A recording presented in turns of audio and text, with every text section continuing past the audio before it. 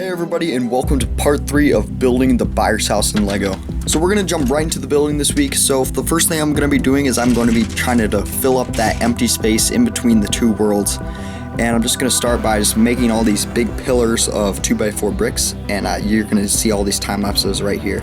I try to make a design that would use as little amount of them as possible, obviously, because I have a limited amount. So I made like this log cabin kind of seemingly technique, and it works pretty well, and I was able to make a lot of the different pillars.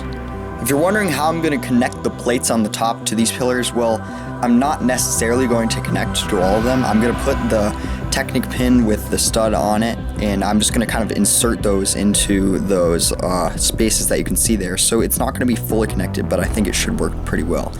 So here is the finished product of that. So the next thing I'm going to be doing is I'm going to be trying to make a way to suspend this MOC, because as you know, it's not going to be able to just sit on the ground because there's going to be two big trees in the upside down world. So I'm going to need to figure out a way that I'm going to be able to suspend this and make it sturdy so that it'll stay up. So here we go, let's start designing that.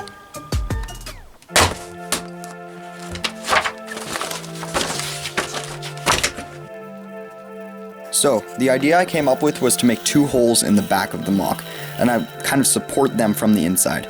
And then what I would be able to do with those two holes, as you can see right there, is I would be able to make a metal stand that could insert into the two holes in the back, and then it would use the pressure of it pushing down onto the two pegs that go into there, and it would just hold itself up. So it would look kind of like this when it was done being inserted there.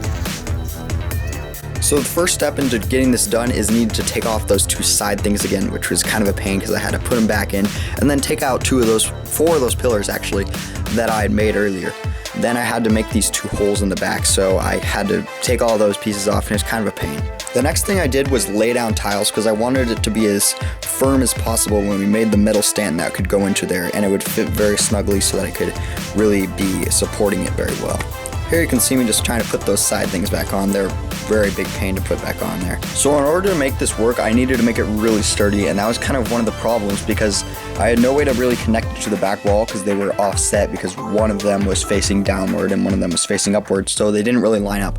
So I had to make it sturdy using only the strength of the studs upward.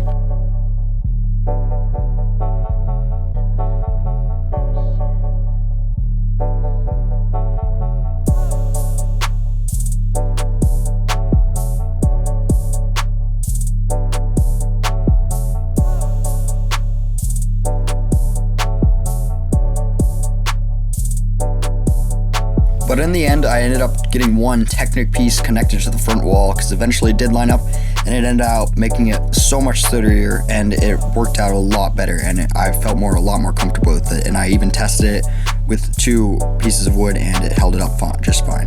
Now another thing that made this a lot more sturdy is I took a Technic brick on the back wall and I attached it, and it fit really well, perfectly, and that makes it so I couldn't separate that wall, and that made it just so much better. So in theory, I should be able to lift up the whole thing by sticking two pieces of wood in there, and like I said before, I tested it and it worked fine. Alright, so here's the first haul this week. So let's see what's in this. So mainly this haul we have some plates, so let's get this thing open. First, 2x6 plates. More plates, little slopes, plates, slopes, plates, and right here the sent to order form.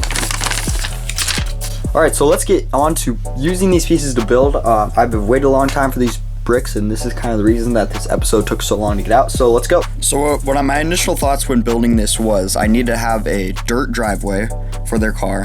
I needed to have kind of a dead grass look for the rest of their yard, and in the back where I'm going to have more thicker grass that I'm going to put on top of that, I needed the dark green. So as you can see here how that turned out, it was kind of hard to bridge that gap right there with plates because it was hard to make it sturdy from the bottom, but I eventually got it, and then I covered the whole thing with small slopes, and it looked really nice. As you can see here, I left a space open for where their house is going to go.